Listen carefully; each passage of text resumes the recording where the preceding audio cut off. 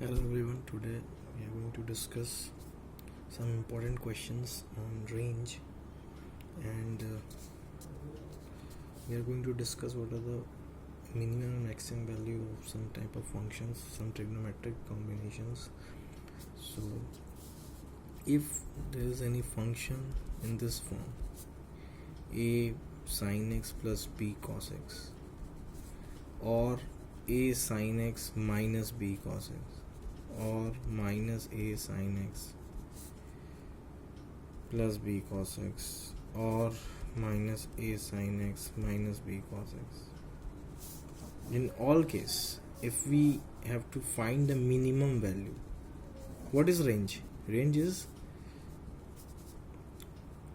कहाँ से कहाँ तक वैल्यू वैरी कर रहा है, मतलब what is the minimum value of this function and what is the maximum value it can attain. So if we can find the minimum value of this function and the maximum value of this function, then we will be able to say what this is the range of this function. So we are going to find the minimum value.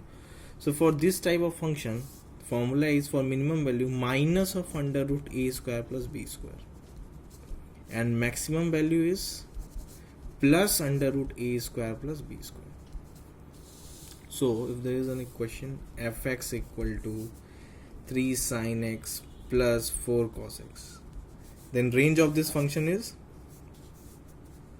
minus under root a square minus 3 square plus 4 square से लेके, open interval नहीं है, close interval होगा, plus 3 square plus 4 square. अब under root ये हो जाता है -5 और ये 5, तो ये हो गया इसका रेंज. ठीक है, तो इस तरह का जब भी फंक्शन आएगा, अब मान लो केवल साइन एक्स आता है, ठीक है, तो साइन एक्स के आगे क्या है, 1 है, कुछ नहीं है, तो उसका भी क्या हो जाएगा, मिनिमम वैल्यू आपको पता है साइन एक्स का -1 होता है और मैक्सिमम 1 होता है, तो ऐसे आप कर लोगे. मान लो केवल कॉस एक्स आया, कॉस एक्स का भी सेम होता है, आपको पता है, तो सिंगल का तो आपको ऐसे भी पता है. ठीक है, तो ऐसे आप कर लोगे. ये हो गया कॉन्सेप्ट. ए साइन एक्स अगर इस तरह से कॉम्बिनेशन कोई आता है तो आप ऐसे सॉल्व कर सकते हो.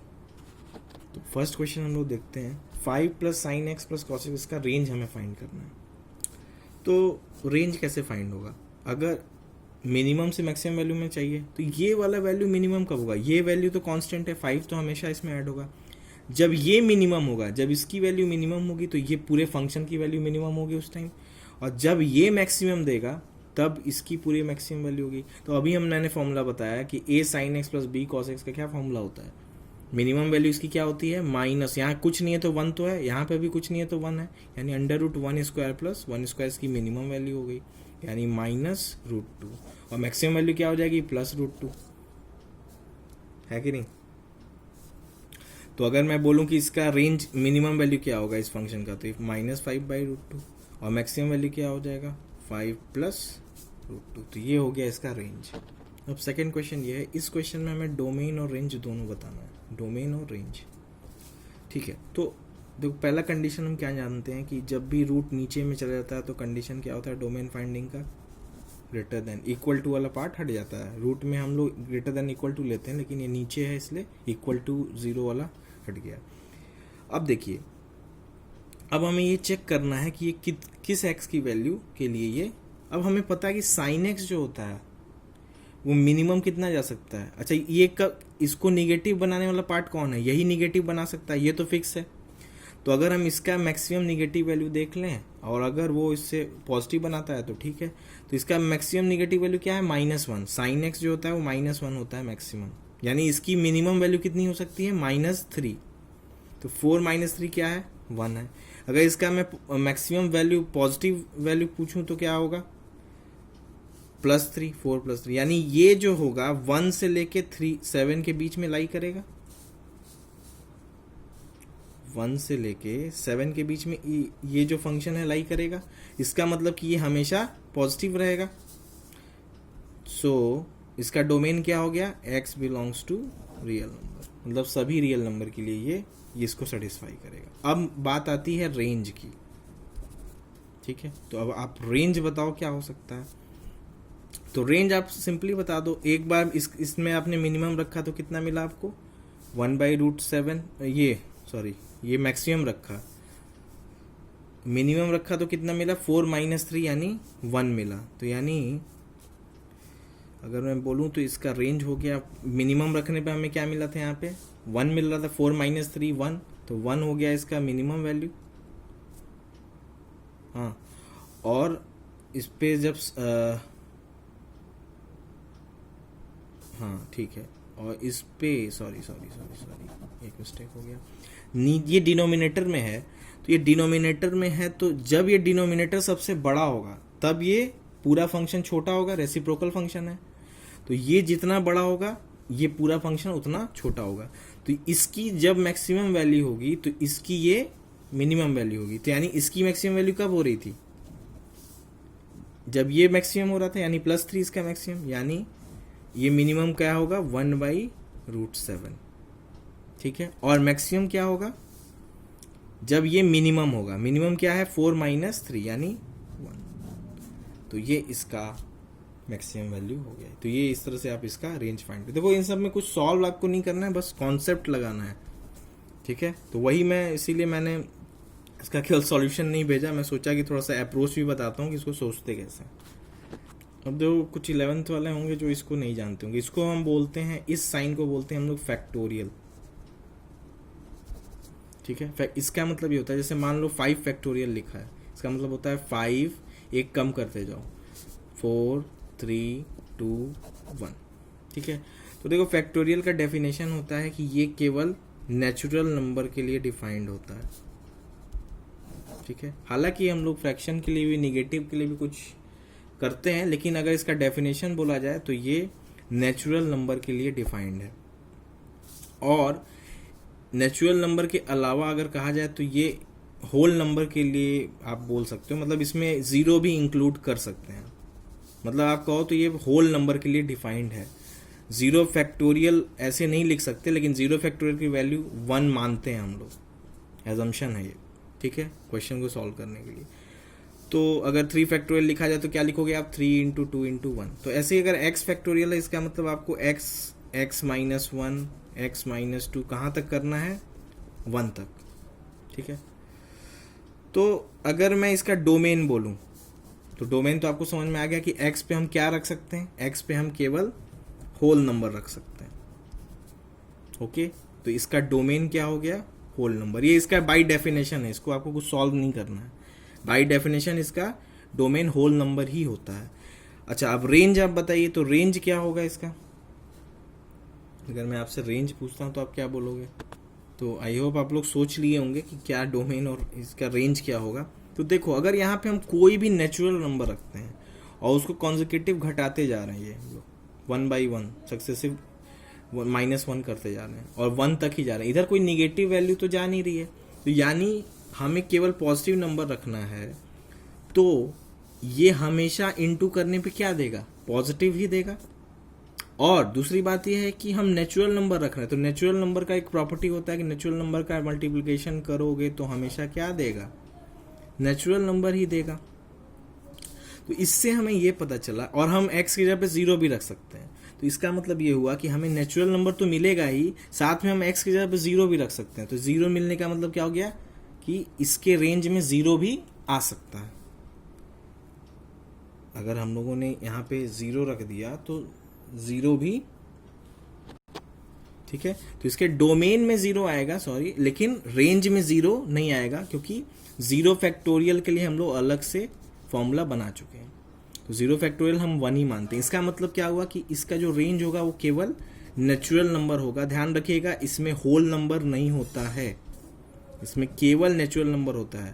तो इसका रेंज हो जाता है नेचुरल नंबर। आप थोड़ा सा सोचना, आपको खुद ही समझ में आएगा कि आप यहाँ पे 5, 10, 1000, 10 लाख कुछ भी रखोगे, पॉजिटिव नेचुरल नंबर ही रखोगे, तो ये हम और 1 तक ही जाना है, तो हमेशा ये नेचुरल नंबर ही देगा। 0 कभी ये नहीं देगा और केवल नेचुरल नंबर ही देगा, रियल नंबर नहीं दे पाएगा। मतलब सॉरी, रियल नंबर तो नेचुरल नंबर भी होता है, लेकिन फ्रैक्शनल वैल्यू और ये सब वैल्यूज रैशनल वैल्यू नहीं देगा वो। अब अगला क्वेश्चन है, थोड़ा सा लॉजिकल है, सॉल्व कम करना है। देखिए, सेक थीटा जो होता है वो कॉस थीटा का इनवर्स होता है। तो कॉस थीटा में आप देखोगे कि थीटा बढ़ाने पे वैल्यू घटने लगती है। जैसे 0 डिग्री पे 1 होता है, 45 पे 1/√2, 30 पे था 1/2, ऐसे करते करते 90 पे 0 हो जाता है। तो यानी थीटा बढ़ाने पे वैल्यू डिक्रीज हो रही है। लेकिन अगर सेक थीटा की बात की जाए तब क्या होगा, ये कॉस थीटा का उल्टा है। तो आप देखोगे कि एंगल बढ़ाने पे सेक थीटा की वैल्यू क्या है, इंक्रीज हो रही है, यानी ये इंक्रीजिंग फंक्शन हो जाएगा। जैसे आप 1 पे 1 रखोगे, फिर 1/2 पे क्या हो जाएगा, 2, 30 डिग्री पे 1/2 हो जाएगा, फिर 0 डिग्री पे क्या हो जाएगा, इनफाइनाइट हो जाएगा। तो इस तरह से इसकी वैल्यू सेक थीटा की वैल्यू क्या है, बढ़ती जा रही है एंगल के साथ। इसका मतलब ये हुआ कि अगर हमें इसका रेंज फाइंड करना है, तो अगर रेंज फाइंड करने का मतलब है कि इसका मैक्सिमम और मिनिमम वैल्यू निकालना है हमें, तो ये वैल्यू मैक्सिमम कब होगा, जब ये एंगल मैक्सिमम होगा, और ये वैल्यू मिनिमम कब होगा, जब ये एंगल मिनिमम होगा। अब आते हैं इस पे, यानी कि हमें इस फंक्शन का मिनिमम और मैक्सिमम निकालना होगा पहले, उसके अकॉर्डिंग हम इसका मिनिमम मैक्सिमम तुरंत निकाल लेंगे। तो अब हमारा अगर दूसरा मैं फंक्शन मान लेता हूँ gx π/4 cos स्क्वायर एक्स, इसका हमें एक तरह से मिनिमम वैल्यू, इसका अब हमें रेंज फाइंड करना है, पहला काम ये करना है। तो π/4 से तो कांस्टेंट है, उससे कोई फर्क नहीं पड़ता, हमें cos स्क्वायर एक्स ही वेरिएबल है जो कि वैल्यू चेंज कर रहा है, ठीक है। तो उसका हमें मिनिमम और मैक्सिमम वैल्यू फाइंड करना है। तो अगर आप cos x का मैक्सिमम वैल्यू देखो, सॉरी रेंज देखो, तो क्या होता है, -1 से 1, ठीक है।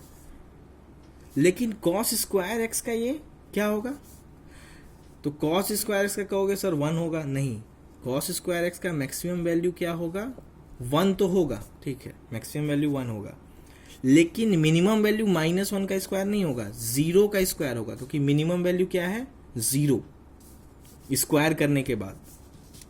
आप सभी वैल्यू रख लो, -1 से लेके -1/2 स्क्वायर करोगे तो वो पॉजिटिव वाले के बराबर ही है, तो ये हमेशा क्या होगा, -1 का स्क्वायर भी 1 ही आएगा। तो ये तो मैक्सिमम वैल्यू हो गई ना, मिनिमम वैल्यू मतलब उसकी वैल्यू मिनिमम होनी चाहिए। तो 0 पे ही ऐसा आ रहा है, जो उस पर स्क्वायर करने पे ये 0 से कम कभी भी cos स्क्वायर एक्स वैल्यू नहीं रहेगा। ऐसे ही आप sin x का भी, sin स्क्वायर एक्स का अगर कोई पूछे तो आप यही बोलोगे कि 0 से 1 इसका मिनिमम वैल्यू 0 होता है और मैक्सिमम वैल्यू 1 होता है। तो अगर मैं अब gx का आपसे मिनिमम वैल्यू पूछूं तो आप क्या बोलेंगे, 0, मैक्सिमम वैल्यू क्या बोलेंगे, π/4। तो ये आपने इसका रेंज फाइंड कर लिया। अब आपने इसका, अब इसको आपको पुट करना है इसमें, तो इसका इसमें अगर आपने पुट किया तो sec 0 की मिनिमम वैल्यू कितनी होती है, sec 0 का वैल्यू कितना होता है, sec 0 मतलब 1/cos 0, cos 0 होता है 1, तो यानी मिनिमम वैल्यू उसकी हो गई 1। अच्छा, π/4 अगर हम यहाँ रख देते हैं, इसकी मिनिमम वैल्यू π/4, तो π/4 sec π/4 मतलब 1/cos 45 डिग्री, cos 45 डिग्री कितना होता है, 1/√2, और उसका उल्टा हो गया √2। तो ये आप इस तरह से इसका रेंज फाइंड कर सकते हो, ठीक है। तो लॉजिक आप समझ रहे होगे। एक और क्वेश्चन है जो मैंने पहले बताया उसी कॉन्सेप्ट पे। अगर इस फंक्शन का आपको रेंज फाइंड करना है, क्या है function, a cos bx plus c plus d, यानी ये a b c सब d क्या है, कॉन्स्टेंट्स है। तो इसका हमें मैक्सिमम मिनिमम वैल्यू बताना है। तो देखिए यहाँ पे फिर वो उसी तरह वाला क्वेश्चन हो गया, 5 + sin x + cos x। तो 5 d तो कांस्टेंट है, d की वैल्यू कोई बदल नहीं रही है, a भी नहीं बदल रहा है, तो यानी जब ये मिनिमम होगा तब इसका पूरे फंक्शन की वैल्यू मिनिमम होगी, और जब ये मैक्सिमम होगा तब ये पूरा फंक्शन मैक्सिमम देगा। रेंज फाइंड करने का मतलब क्या होता है, मिनिमम से मैक्सिमम। तो मैं मिनिमम वैल्यू की अगर बात करूं तो ये मिनिमम का, इसकी मिनिमम वैल्यू क्या हो, ये कॉस है ना, इसको भूल जाओ, थीटा कुछ भी रखेंगे ये -1 से कम तो वैल्यू नहीं दे पाएगा कॉस, यानी a इंटू -1 इसकी मिनिमम वैल्यू हो गई, प्लस d। तो यानी अगर इसकी मिनिमम वैल्यू की बात की जाए तो कितनी है, d - a। अब अगर ये मैक्सिमम कितना दे सकता है, ये दे सकता है 1 दे सकता है। तो अगर मैं मैक्सिमम की बात करूं तो d + a। तो अगर मैं इसका रेंज लिखना चाहूं तो क्या लिख सकता हूं, रेंज इज d - a से लेके d + a तक। अब देखिए एक ये क्वेश्चन है आपके सामने, तो इसको कैसे, मैंने प्रीवियस लेक्चर में वैसे मैंने बताया, आप देखोगे तो, लेकिन फिर से मैं एक क्वेश्चन ये कर लेता हूँ। तो इसमें दिया था fx = ये, तो मैंने क्या किया, इसको y मान लिया। अब आप क्या करोगे कि x² में इसका क्वाड्रेटिक बनाओगे, तो इसको क्रॉस मल्टीप्लाई करोगे तो आपको क्या मिलेगा, और इसको मैं इधर लेते गया तो मिलेगा आपको y minus one x square, ठीक है, एक्स स्क्वायर का कोफिशिएंट वाई माइनस वन हो जाएगा, फिर y minus one x plus y minus two equal to zero. अब आपसे बोला है कि इसका रेंज बताना है कब, जब x belongs to real number हो, मतलब कि अगर ये x में क्वाड्रेटिक है और ये रियल कब देगा, जब इसका discriminant greater than equal to zero हो। रियल वैल्यू कब देता है, greater than equal to zero पे। तो अगर मैं इसका डिस्क्रिमिनेंट निकालूं तो कितना आएगा, b square minus 4ac is greater than. अब इस इनइक्वालिटी को आप सॉल्व कर लो, ठीक है, जैसे आपको आसान पड़े। मैं अपने मेथड से करता हूँ। तो अगर y माइनस वन कॉमन लिया, यहाँ बचा y 4y प्लस 8, ये हो गया y माइनस, ये हो गया माइनस 3y प्लस 7, ठीक है, माइनस 4y प्लस 8, ठीक है, देख लेना कोई मिस्टेक तो नहीं है। 7 ग्रेटर देन 0, ठीक है, ये माइनस में यहाँ से कॉमन ले लेता हूँ, तो ये हो जाएगा 3y माइनस 7, और इधर मैंने इसको इनटू कर दिया तो ये हो गया लेस देन, ठीक है जी। तो ठीक है, 3 भी आप कॉमन ले लो। तो इस इनइक्वालिटी को तो आप आराम से सॉल्व कर ही सकते हो। तो इसको जब आप सॉल्व करोगे नंबर लाइन पे, तो आपको y का रेंज क्या आ जाएगा निगेटिव वैल्यू के लिए, 1 से लेके 7/3 तक, 1 से लेके 7/3 तक वैल्यू आपको मिल जाएगा, ठीक है। तो ये आपका आंसर आ गया, लेकिन ये अभी कंप्लीट आंसर नहीं है, ठीक है। रियल आंसर क्या होना चाहिए, देखो 7/3 से कोई प्रॉब्लम नहीं है, 1 क्या देखते हैं।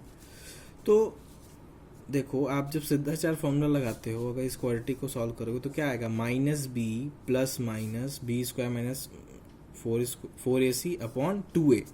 तो डिनोमिनेटर में a जा रहा है, a ये होता है a ax square plus b x plus c equal to 0। तो ये a है। अगर ये डिनोमिनेटर में जा रहा है तो फंक्शन कैसा है, रेशनल है। और आप बोल रहे हो कि x रियल है, तो रियल कब होगा, जब ये डिफाइंड हो। और ये y माइनस वन, इसका मतलब क्या होना चाहिए, 0 नहीं होना चाहिए। तो इसका मतलब ये हुआ कि y बिलोंग्स टू ये तो ठीक था, लेकिन y नॉट इक्वल टू 1 होना चाहिए। तो अगर हम इसको सॉल्व करें तो हमें मिलेगा कि 1 पे ओपन कर दो और 7/3 पे क्लोज कर दो। चलो एक ये क्वेश्चन देखते हैं लॉग पे कैसे करेंगे। तो देखो इसमें भी आप y ले लो,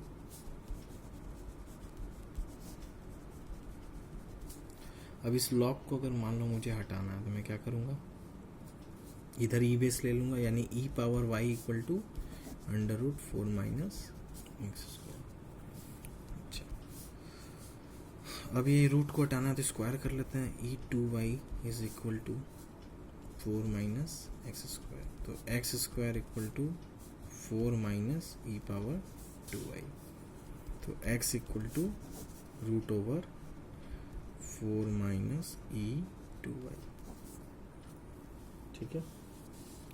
अच्छा, अब इसको अगर मैं लिख लूँ इस तरह से तो ये हो जाएगा, माइनस अगर कॉमन ले लिया तो ये हो गया e y का होल स्क्वायर माइनस 2 का होल स्क्वायर। तो ये हो जाएगा e y minus 2 e y plus 2, ठीक है।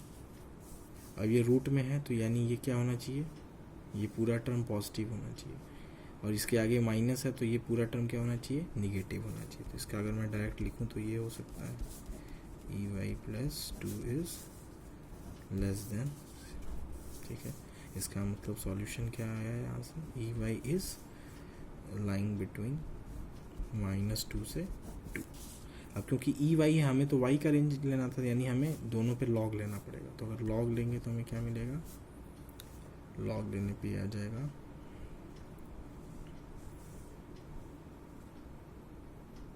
लॉग लेने पे।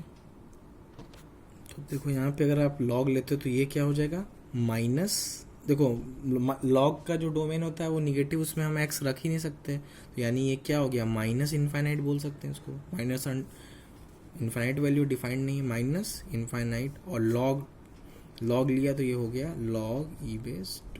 तो ये हो गया इसका रेंज। तो इस तरह से आप इसको आराम से सॉल्व, एक अप्रोच लेना है, वाई लेके सॉल्व कर सकते हो आप आराम से, ठीक है। तो देखो इस तरह के क्वेश्चन में आप एक दूसरे अप्रोच में बता रहा हूँ, एक तो आप वैसे कर लोगे जैसे मैंने बोला, वाई मान के कर लो, ई बेस ले लो और फिर क्या कहते हैं क्वाड्रेटिक एक्स स्क्वायर में बनेगा, ठीक है। तो क्वाड्रेटिक का क्या करोगे, एक्स रियल है यहाँ पे डोमेन, तो आप उस डोमेन के लिए इसको सॉल्व कर लो, ठीक है, ऐसे आप कर सकते हो। अब देखो दूसरा अप्रोच इस तरह के क्वेश्चन में आप क्या करो, सबसे आसान तरीका जो ये है कि आप ये करो कि इसका पहले रेंज निकाल लो, कि इसका मिनिमम और मैक्सिमम, मतलब इसका रेंज अगर आपने निकाल लिया तो क्वेश्चन, फिर आप दोनों साइड लॉग ले लेना, इनइक्वालिटी में सॉल्व हो जाएगा। तो मैं इसका रेंज निकालना सिखाने जा रहा हूँ आपको, कैसे निकालोगे। तो आप कंप्लीटिंग स्क्वायर मेथड पढ़े थे, क्या करते थे हम लोग, इसमें ए को कॉमन लेते थे, तो ए कॉमन ले लिया हमने, तो ये बन गया, ठीक। आप कंप्लीटिंग स्क्वायर मेथड में अगला स्टेप क्या होता था, A square minus 2a ab X हो गया, और 4 ऐसा कुछ b लो जो कि 4/3 दे देते हैं, यानी क्या ले सकते हैं हम यहाँ पे, ये 2 है तो 4/6 ले सकते हैं, 4/6 लेंगे तभी तो इंटू होने पे 4/3। अब हमें b मिल गया, जिनको ये कंप्लीटिंग स्क्वायर मेथड नहीं आता है वो 10th का एक बार रिवाइज कर लेंगे, वो x square minus 2x 4/6 plus 4/6 का होल स्क्वायर प्लस, अब ये तो रहेगा ही, अब क्योंकि ये प्लस किया तो एक बार माइनस भी करना पड़ेगा, क्योंकि ये एक मैथ का रूल है, कोई चीज़ ऐड कर रहे हो तो माइनस तो हटाना पड़ेगा, तभी तो इसका इफेक्ट नलिफाई कर पाओगे, प्लस 5/3 रहेगा। अब इसको थोड़ा सा सिंप्लीफाई करते हैं, तो ये हो गया हमारा A square plus B square minus 2ab, यानी एक्स, इसको 4/6 को क्या लिख सकते हैं 2/3 का होल स्क्वायर, 4/3 को सिंप्लीफाई किया, ये हो गया 2/3। इसको थोड़ा सॉल्व कर लेते हैं, तो ये हो जाएगा 5/3 माइनस 4/9, तो ये हो गया, इसका एलसीएम लिया तो ये हो गया 3, 15 माइनस ये हो गया 11/9, ठीक है। तो अगर मैंने इसको इनटू कर लिया तो ये मिल गया मुझे 11/3, ओके। अब देखो, अब बहुत ही सिंपल सी बात है, स्क्वायर फंक्शन का आपने देखा, साइन स्क्वायर एक्स हो, कोई भी स्क्वायर फंक्शन हो तो उसका मिनिमम वैल्यू क्या हो सकता है, 0, नेगेटिव हो चाहे कुछ भी रख लो एक्स की जगह पे, पूरे पे ये 0 ही मिनिमम दे सकता है, उससे कम तो कभी नहीं देगा, क्योंकि इसका रेंज क्या होता है 0 से इनफाइनाइट। और मैक्सिमम वैल्यू क्या देगा, मैक्सिमम वैल्यू,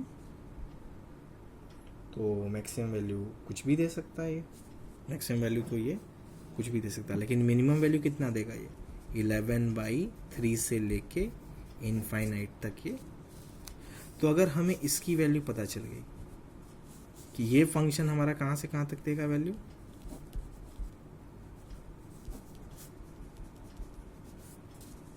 और ध्यान रहे ये फंक्शन क्या है, यही तो है, तो अगर इसका हमें रेंज पता चल गया कि ये 11/3 से इनफाइनाइट तक वैल्यू देगा। अब हम अगर log ई बेस ले लें, log कैसा है, log ई बेस ले रहे हैं, तो log ई बेस कैसा फंक्शन है, इंक्रीजिंग फंक्शन, क्यों, क्योंकि यहाँ पे बेस क्या है 1 से बड़ा है, तो जब भी log लेते हैं और ई बेस हो, मतलब 1 से बड़ा बेस हो, ई की वैल्यू कितनी होती है 2.71, तब साइन ऑफ इनइक्वालिटी नहीं बदलता है, क्योंकि इंक्रीजिंग फंक्शन है, मतलब x बढ़ाने पे y बढ़ रहा है, तो आप इधर भी log लोगे, ठीक है, और इधर log लोगे तो आपका वही क्वेश्चन ही हो गया, मैं इसको fx लिख देता हूँ डायरेक्ट, और log इनफाइनाइट क्या होता है, इनफाइनाइट ही होता है, ठीक है। तो अगर मैं इसका रेंज बोलूँ तो क्या हो जाएगा, यहाँ से लेके यहाँ तक। अब एक क्वेश्चन है, एक चीज़ आप लोग 11th वाले बाद में पढ़ोगे, 12th वाले तो जानते हैं कि NPR करके एक चीज़ होती है और एक NCR होता है, ठीक है। तो फैक्टोरियल तो मैंने बता दिया आपको, NPR का एक बस फॉर्मूला आपको याद रखना है कि ये होता है n factorial upon n minus r factorial, ठीक है। और NCR होता है n minus upon r factorial, बस इतना सा डिफरेंस है, ये आपको याद रखना है।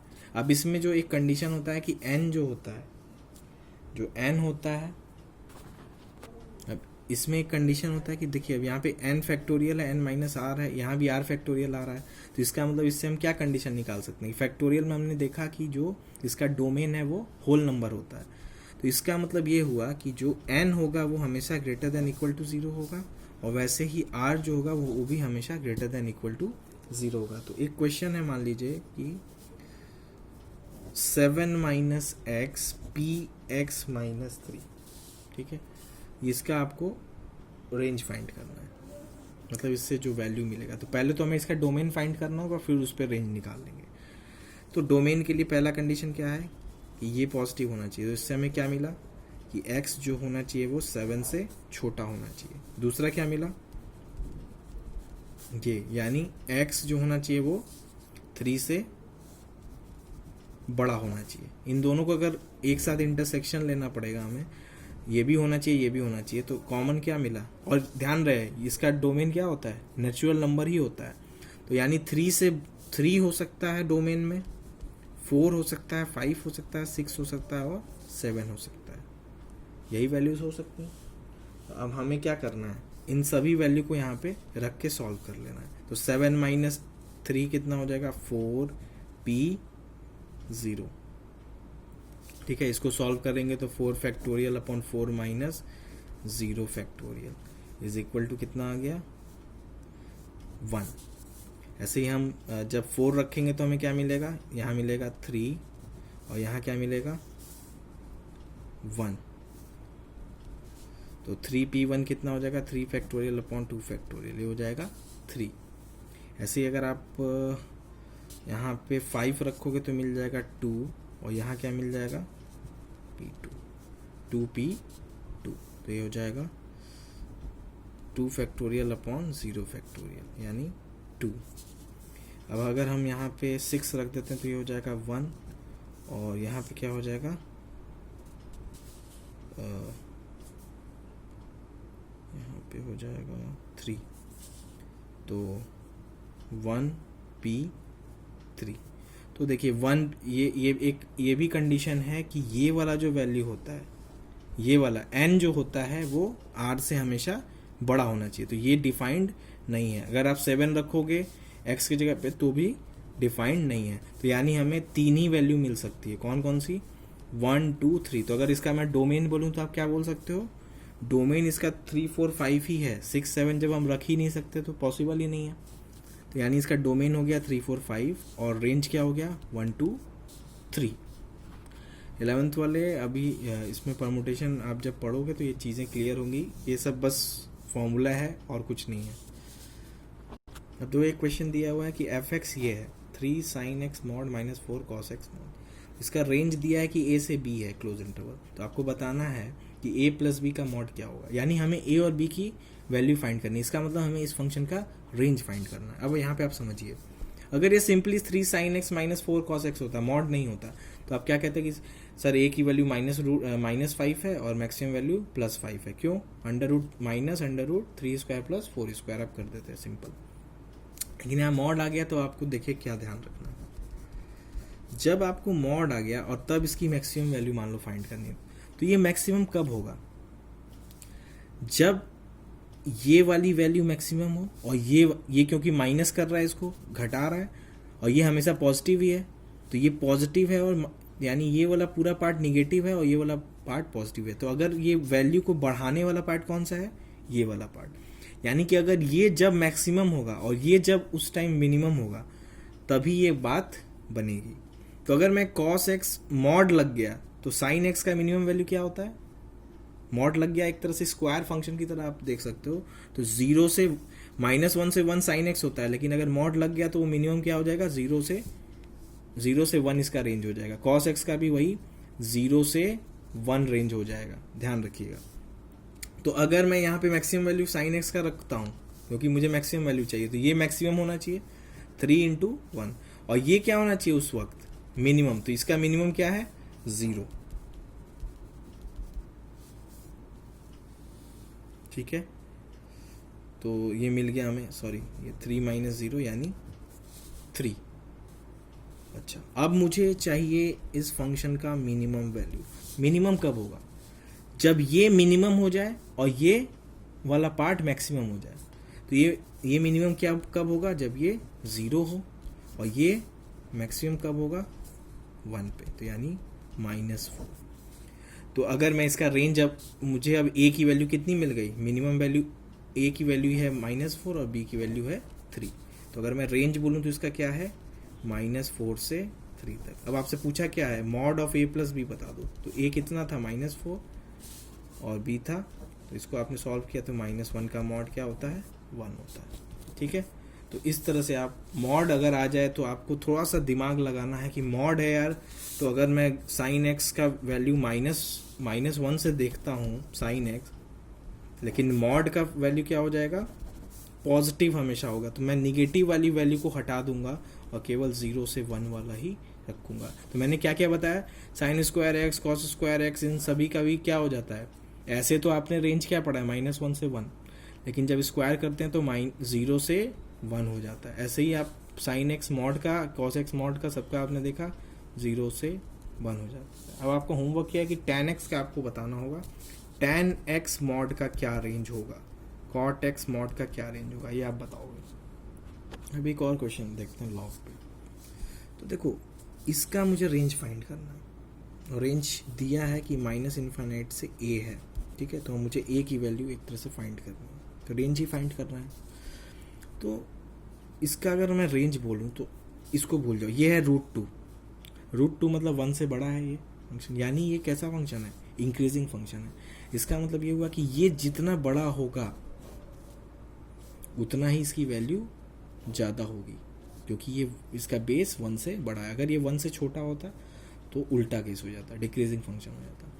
अच्छा, इसका मतलब ये बड़ा होगा। अब सोच, ध्यान से सुनिएगा, अगर ये बड़ा होगा तब ये मैक्सिमम वैल्यू देगा, और जब ये छोटा होगा तब ये सबसे बड़ा होगा, क्योंकि ये निगेटिव है। ये जितना छोटा होगा उतना ही ये सबसे बड़ा होगा उस टाइम। यानी कि अगर हम इस फंक्शन का रेंज निकाल रहे हैं तो हमें इसका पहले रेंज निकालना पड़ेगा। मतलब इसमें एक छोटा क्वेश्चन और भी है, क्या कि log 216 sign square x plus 1 का मिनिमम और मैक्सिमम वैल्यू। अब यहाँ पे भी आप देखो 2 है, तो ये भी क्या है? इंक्रीजिंग फंक्शन है, यानी ये जब मैक्सिमम होगा तब ये मैक्सिमम होगा, जब ये मिनिमम होगा तब ये पूरा फंक्शन मिनिमम होगा। तो हम पहले इसका रेंज फाइंड करने जा रहे हैं, ध्यान से देखिएगा। तो साइन स्क्वायर एक्स का मिनिमम वैल्यू क्या होता है? 0 होता है, तो हम 0 रखेंगे तो log 2 बेस 1, log 2 बेस 1 की वैल्यू क्या होती है? 0 होती है। ठीक है, कोई भी बेस हो लॉग में, अगर 1 वैल्यू पूछ रहा है तो वो 0 ही होगा। अच्छा, अब इसका अगर, यानी हमने क्या रखा? मिनिमम वैल्यू रखा, तो इसने मिनिमम वैल्यू इस फंक्शन का दे दिया, कितना? 0। अब हम मैक्सिमम वैल्यू इसका रखने जा रहे हैं, साइन स्क्वायर एक्स का, तो मैक्सिमम वैल्यू कितना है? 1। तो log 2 पावर 17 हो गया इसका मैक्सिमम वैल्यू। ठीक है जी। अब हम इसका निकालने जा रहे हैं वैल्यू। तो अगर मैं इसका वैल्यू निकालूं 2 minus log 216 x square plus 1 का, इसका मिनिमम वैल्यू कब होगा? जब ये मैक्सिमम होगा, और ये मैक्सिमम कब था? इतने पे, और मिनिमम कितना पे था? 0 पे, यानी 2। तो अगर मैं इस फंक्शन का, अब इस फंक्शन का मिनिमम वैल्यू हमें मिल गया कितना? 2 माइनस log 2 इज, और मैक्सिमम वैल्यू कितना मिला? 2। ठीक है, हमें चाहिए इस फंक्शन का रेंज, तो हम क्या करेंगे? log ले लेंगे। तो अगर मैं इसको कुछ मान लिया तो यानी 2 minus log 216 sign square x plus 1 किसके बीच में लाई कर रहा है? 2 से लेके 2 माइनस log 217। ठीक है, अब मैं log 2 बेस ले लेता हूं, तो क्या होगा? तो log 2 base 2 minus log 217 minus, इसको मैंने कुछ मान लो कैपिटल एक्स मान लिया, इज इधर भी log √2/2। ठीक है जी, बहुत ही सिंपल। अब देखो ये अब कुछ ये जो है 16 से बड़ा है, तो अगर मैं इसको पावर में लिखूं तो मैं क्या लिख सकता हूँ, 2 पावर 4 से थोड़ा बड़ा ही होगा। लेकिन अगर तो इसका मतलब अगर मैं इसको सॉल्व करूँ लॉग को, तो log 2/2 अप्रॉक्स है, तो ये कितना आ जाएगा, 4 आगे आ जाएगा, पावर है तो 4 और सेम बेस क्या हो जाता है 1 हो जाता है। तो अगर इसका मैं अप्रॉक्स वैल्यू देखूं तो ये हो रहा है 4। ठीक है, और 4 है, 2 - 4 है, तो क्या ये डिफाइंड है डोमेन में, ये निगेटिव वैल्यू आप लॉग में तो नहीं रख सकते। तो इसलिए इस वाले पूरे पार्ट का आंसर क्या आ जाएगा, -∞, क्योंकि ये निगेटिव आ रहा था इसलिए -∞। अगर ये पॉजिटिव आता तो कोई बात ही नहीं थी, तब तो अनडिफाइंड की बात ही नहीं थी। तो ये वाला अब आपका जो फंक्शन, ये मैं इसको लिख ले रहा हूँ, जो आपने लॉग ले लिया तो fx, और यहाँ पे भी आप देखो तो इसको मैं क्या लिख सकता हूँ, √2 का होल स्क्वायर लिख सकता हूँ। तो इसकी ये होल स्क्वायर यहाँ नीचे आ जाएगा, तो ये बन जाएगा 2, और ये हो जाएगा log √2/√2, और इसकी वैल्यू भी क्या हो जाएगी 1।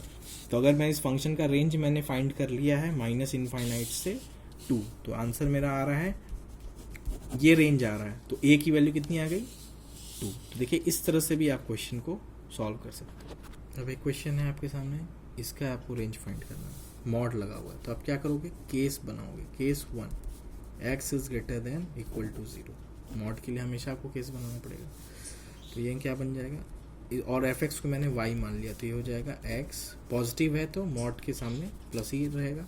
अब आप यहाँ से x की वैल्यू फाइंड कर लो, तो ये हो जाएगा 1/y equal to x + 1/x। आपने x सॉल्व किया तो ये आ गया, ठीक है, सॉल्व कर लो आप, इनटू कर लो, तो ये हो जाएगा x yx + y।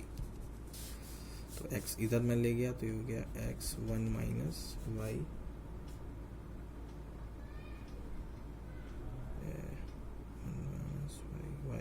+ yx, ये इधर गया, हो गया y माइनस। ठीक है, तो यानी x की वैल्यू कितनी आ गई, y/1 - y आ गई। ओके, अब अगर ये फंक्शन है हमारा, ठीक है, ये फिर इसका तो आपको डोमेन फाइंड करने आता ही है, आप इसका डोमेन फाइंड कर लो, y × 1 - y क्या होना चाहिए, ग्रेटर देन, अगर मैं इसका डोमेन फाइंड करता हूँ तो मुझे बस क्या लिखना है, इसका डोमेन फाइंड करने के लिए सिंपली, अब इसके डोमेन फाइंड करने के लिए हमने डोमेन कंडीशन जो लगाया था उसी पे इसको सॉल्व कर लेंगे। तो y - 1 हमने माना है कि ये ग्रेटर देन 0 है। ठीक है, ध्यान रखिएगा यहाँ डिनोमिनेटर में, तो आप इसको ऐसे कन्वर्ट कर सकते हैं, y - 1 इज लेस देन 0 होना चाहिए। मैंने बोला था कि रेशनल फंक्शन को आप ऐसे कन्वर्ट करके एंड एक कंडीशन यहाँ लगा दोगे कि y is not equal to 1 होना चाहिए जब सॉल्यूशन आएगा। तो यहाँ से सॉल्यूशन आपका आ गया कि y बिलोंग्स टू 0 से 1 होना चाहिए क्लोज्ड, लेकिन यहाँ पे 1 बोला कि आपने ओपन रखना है। तो यहाँ से आपको इसका इस पार्ट के लिए रेंज मिल गया कि पॉजिटिव x के लिए क्या रेंज मिला, 0 से 1 मिला। ठीक है, अब अगर दूसरा केस देखें, दूसरा केस क्या है हमारे पास, दूसरा केस है केस 2, x इज नेगेटिव, तब क्या हो जाएगा y equal to x upon 1 - x। तो अब इसको आपने इधर ले गए तो ये हो गया yx इक्वल टू x, तो x की वैल्यू आ गई y अपॉन 1 + y। तो फिर आपने कंडीशन क्या बनाया है वही लगा लेते हैं, y + 1 लिख ले रहा हूँ मैं, ये हो गया 0, तो ये हो गया। इसको मैं ये भी लिख सकता हूँ, इसका मतलब ये हो गया कि -1 से लेके 0 तक, ये आपका इसमें आपने सॉल्व कर लिया। ठीक है, तो ये x निगेटिव के लिए आपने रख लिया। तो यहाँ से अगर हम दोनों को कंबाइन करें, पिछले केस में क्या आया, y 0 से 1 होना चाहिए, और इसने क्या बोला, -1 से 0 होना चाहिए। तो अगर इन दोनों का हम यूनियन लेते हैं, -1, 0 यूनियन 0 0 से 1, यही दोनों केस में आया है, एक में इसमें आया था, एक इन दोनों का अगर हम यूनियन लें तो ये क्या बोल रहा है -1 से 0, और ये बोल रहा है 0 को इंक्लूड कर लो और 1 तक, तो यानी इन दोनों को कंबाइन करेंगे तो हम क्या लिख सकते हैं -1 से 1 तक। तो इस क्वेश्चन में आपको ऐसे सॉल्व करना है।